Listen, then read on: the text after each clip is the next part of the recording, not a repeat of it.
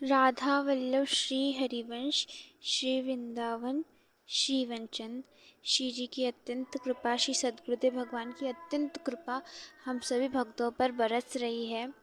श्री लाडली जी की अत्यंत कृपा ऐसे ही हम सभी भक्तों पर, श्री सद्गुरुदेव भगवान की अत्यंत कृपा ऐसे ही हम सभी पर बरसती रहे। लाडली जी की अत्यंत कृपा से हम सभी परम पूज्य श्री राधा बाबा के पावन चरित्र को श्रवण पान कर रहे थे। भक्तों के चरित्र सुनना बड़ी सौभाग्य की बात है। अक्सर लोग भगवान के चरित्र को सुनते हैं, परंतु बड़े सौभाग्यवान वो होते हैं जिनको भक्तों का चरित्र सुनने को मिलता है, क्योंकि जो भक्त होते हैं वो भगवान को बहुत बहुत प्रिय हैं, और जो भक्तों का चरित्र सुनता है वो तो भगवान को और प्रिय है। इसलिए भक्तों का चरित्र हम सभी को सुनना चाहिए। तो अभी तक के चरित्र में हमने बाबा के सुना कि बाबा का रास लीला की लीला हुई, उसमें जो निंदक थे वो चाहते थे कि वो राधा बाबा की इतनी निंदा कर दिए श्री शेठ जी महाराज जी से कि वे चाहते थे कि आज राधा बाबा को गीता वाटिका से निकाल दिया जाए और उनका जो नाम है वो सब खराब कर दिया जाए। ऐसा जो निंदक थे वे चाहते थे, परंतु भगवान के भक्त को चाहे कोई जितना भी कुछ करना चाहे वो कुछ बिगाड़ नहीं सकता, क्योंकि जिसके साथ प्रभु है उसका कोई नहीं बिगाड़ सकता, कोई कुछ नहीं बिगाड़ सकता। इसी प्रकार बाबा को लोगों ने बहुत बहुत निंदा की श्री शेठ जी महाराज से। फिर जब श्री शेठ जी महाराज आए, कुछ बोला, कुछ तो बातें बोली जो बाबा को बुरी लगी। फिर उसके बाद क्या हुआ, अगले दिन श्री शेठ जी महाराज गए, बातें हुई, और उसके बाद जो दिक्कतें आई थी, जो भी कष्ट हो रहा था, जो उन निंदकों ने किया था वो सब हट गया। और ऐसे ही फिर बाबा ने जो लिया था कि वे वृंदावन चले जाएंगे, वो नहीं। बाबा तो भाई जी महाराज के पास ही रहे। तो श्री पूज्य बाबा के एक बड़े ही प्रिय शिष्य थे, वे थे साधु कृष्ण प्रेम जी, जो कि जिनका नाम था, पहला पूर्व का नाम था श्री कृष्ण चंद्र अग्रवाल, और उनका दूसरा नाम पड़ा साधु कृष्ण प्रेम, जो कि बाबा के बहुत ही प्रिय शिष्य हैं, जिन्होंने बाबा का एक चरित्र भी लिखा है। अपने अंतकाल में उन्होंने बाबा का पावन चरित्र लिखा है, जिनका पुस्तक का नाम है महाभाव दीनामणि। तो जो श्री कृष्णचंद्र अग्रवाल जी थे, वो सन 1945 में बीए की परीक्षा देने के बाद रतनगढ़ बाबू जी यानी कि भाई जी महाराज और बाबा के पास चले आए, और इसी सन के जून मास में उन्होंने युगल विभूतियों के साथ रतनगढ़ से गोरखपुर आ गए। यानी कि बाबा और भाई जी महाराज के संग वे रतनगढ़ से गोरखपुर आ गए। गोरखपुर आने के बाद कृष्ण जी बाबा की सेवा में संलग्न रहने लग गए। बाबा को भिक्षा करवाना, कुटिया की सफाई करना हुआ, या उनके आदेश अनुसार जो भी उनसे साधन कहते, बाबा भजन कहते, वो सब बाबा का कार्य किया करते थे श्री कृष्णचंद्र जी। यही उनका जीवन था कि जो बाबा उन्हें आज्ञा दे दे वैसे ही करना है, और इसी को देखकर बाबा रीझ गए। सच्ची सेवा सेवक के हित को हमेशा आकृष्ट कर ही लेती है। साधु कृष्ण प्रेम जी इतनी अच्छी सेवा कर रहे थे, निश्चल प्रेम से सेवा कर रहे थे। सतत सेवा सेवक को सेवा सेव से एक कर ही देती है। स्वार्थ भाव से जब शून्य सेवा होती है, और जब ऐसा होता है कि जब बिल्कुल भी स्वार्थ नहीं रहता है, तो वो जो सेवा होती है वो सचमुच एक चमत्कार उपस्थित कर ही देती है। कृष्ण जी की सेवा भावना पर बाबा भीतरी ही मन से रीझे हुए थे। बाबा रीझ गए थे। वे तो बाबा को अपना गुरु मानते ही थे, पर बाबा उनको शिष्य नहीं बल्कि मात्र मित्र मानते थे, मित्र। मित्र यानी दोस्त मानते थे श्री साधु कृष्ण प्रेम जी को।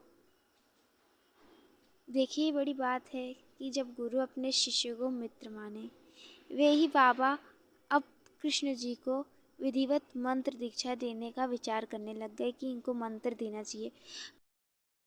बाबा तो कट्टर वेदांती थे, पर उनके जीवन में ब्रज भाव का बीजारोपण हुआ तब जब वे भाई जी महाराज से मिले एक युवक सन्यासी के स्वरूप में। और जब उनसे मिले तो भाई जी उनको देखते ही पहले क्या किया, भाई जी ने उनका चरण स्पर्श किया।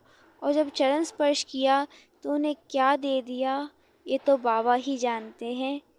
जब बाबा ने सन 1956 में प्रथम बार काष्ठमौल लिया था, तब भरी सभा में सबके सामने एक अंतरंग सत्य को सबके सामने बोलते हैं उद्घाटित करते हुए कहा था कि श्री भाई जी महाराज, यदि गुलाब के पौधे हैं तो उस पौधे की एक शाखा पर खिलने वाला मैं एक छोटा सा गुलाब का फूल हूँ और सदा हंसता रहता हूँ। उस गुलाब में तो कांटा भी नहीं होता, पर गुलाब का ये पौधा तो कटक रहित है, कटक यानी कांटे से रहित है, और मुझसे भी अधिक सुंदरतर और अधिक श्रेष्ठतर पुष्प एक नहीं अनेकानेक पाटल पुष्प खिला देने वाली क्षमता इस पौधे में है। यानी कि यहाँ पे साफ साफ बाबा कहते हैं कि मैं तो एक छोटा पुष्प हूँ और भाई जी महाराज इस पुष्प का पूरा पौधा है। यानी कि शिव बाबा के अंदर भाई जी के प्रति गुरु भावना थी, परंतु प्रकट में सब जानते थे, जो लोग थे वो समझते थे कि जो भाई जी महाराज हैं उनके जो गुरु जी हैं वो बाबा हैं और जो बाबा हैं उनके गुरु जी हैं। लेकिन सत्यता तो ये थी कि भाई जी महाराज श्री बाबा के एक गुरु जी थे, क्योंकि उन्होंने इस प्रकार उनको रस में भाव में भिगोया।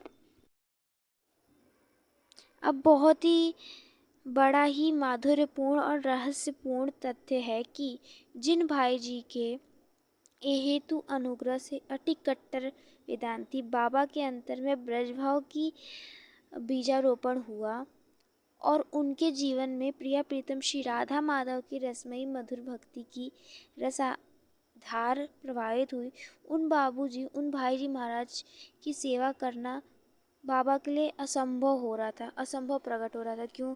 क्योंकि जो बाबा थे वो सन्यासी वेश में और जो भाई जी महाराज थे वे तो गृहस्थ वेश में। जहाँ बाबा एक ब्राह्मण उच्च कुल के और वे सन्यासी चतुर्थ आश्रमी सन्यासी, वहीं भाई जी महाराज एक वैश्य और गृहस्थ आश्रमी। और इसमें अगर बाबा भाई जी महाराज की सेवा करेंगे तो ये ठीक नहीं है। अंदर का भाव अलग था, परंतु जो बाहर के लोग हैं वे क्या समझेंगे, इसी कारण बाबा थोड़ा कतराते थे और सोचते थे कि मैं तो भाई जी महाराज की सेवा नहीं कर रहा था, इसलिए ये संभव ही नहीं था कि भाई जी महाराज की सेवा बाबा कर पाए, निजी सेवा कर पाए। इसी के कारण इसी विवशता दशा में बाबा सोचने लग गए कि ऐसा कौन सा उपाय किया जाए, ऐसे कौन से उपाय का आश्रय लिया जाए जिसका हल हो सके। वे चाहते थे कि वह जो उपाय हो बड़ा सुगुप्त हो, जिससे किसी को जगत में भान न पड़े इस बात का। बहुत चिंतन के बाद बाबा ने ऐसा निश्चित किया कि मैं अपना कोई प्रतिनिधि को उनके सेवा में नियुक्त कर दूंगा और उस प्रतिनिधि व्यक्ति के द्वारा ही भाई जी महाराज की सारी सेवा होगी। मानो वह सेवा प्रच्छन्न रूप से मेरे द्वारा संपन्न हो रहा हो, पर अवश्य ही वह व्यक्ति सही सही रीति से प्रतिनिधि करे। यानी कि बाबा सोचे कि मैं कोई ऐसे व्यक्ति को चुनता हूँ, उसे मंत्र प्रदान करता हूँ जो भाई जी महाराज की सेवा पूरे दिन करेगा, पूरे वर्ष करेगा, और मैं उसे करूँगा भी नहीं। और किसी पूरे संसार को लगेगा कि ये तो व्यक्ति कर रहा है, बाबा तो कुछ कर ही नहीं। बड़ी सुगुप्तता से करना चाहते थे। तो ऐसा सोच करके बाबा ने सेवा परायण साधु कृष्णजू को सन्यास की दीक्षा देकर अपना प्रतिनिधि बनाकर निर्णय कर लिया। इस निर्णय के बाद बाबा ने कृष्ण जी को सन्यासी की दीक्षा प्रदान कर दी। ये दीक्षा स्वयं उन्होंने ही चिन्मयलाल गोस्वामी जी के सामने उपस्थिति में ही दी थी, गीता वाटिका के पिछले भाग में जहाँ कुआं था। तो ये जो दीक्षा हुई थी ये 1948 में हुई थी। इस दीक्षा को बाबा ने साधु कृष्ण प्रेम जी को 1948 के अंतिम चरण में दिया था। दीक्षा देते हुए बाबा बड़े वो थे सावधान। क्यों? अगर बाबा दीक्षा देते समय सावधान नहीं होते तो बड़ी गड़बड़ भी हो सकती थी। जैसे बाबा ने ये सावधानी रखी कि उन्होंने सन्यासी वेश की दीक्षा दी, परंतु बाबा ने उनको गौरिक वस्त्र प्रदान नहीं किया। उन्होंने श्वेत वस्त्र श्री साधु कृष्ण प्रेम जी को प्रदान किए और इस प्रकार श्री कृष्ण जी बाबा के एकमात्र शिष्य हैं जिन्हें विधिवत दीक्षा मिली और सन्यासी की दीक्षा देकर अपने प्रतिनिधि के रूप में बाबा ने कृष्ण जी को बाबा भाई जी महाराज की सेवा में रख दिया और कृष्ण जी बाबा की इस सेवा में लगे रहे। जो बाबा का मन में चल रहा था बाबा ने वो किया और उन्होंने श्री साधु कृष्ण प्रेम जी को दीक्षा प्रदान कर दी सन्यास की। क्योंकि बाबा मानते थे कि जो साधु कृष्ण प्रेम जी हैं वो उनके प्रतिनिधि ही हैं, जो उन्हीं के अनुसार सारी सेवा करते हैं। बाबा बड़े प्रसन्न हुए और दीक्षा प्रदान कर दी और श्री साधु कृष्ण प्रेम जी ने ये पूरी सेवा करी।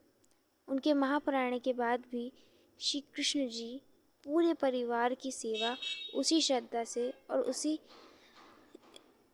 संलग्नता से निरंतर करते रहे जैसे उनके गुरु जी ने बताया था।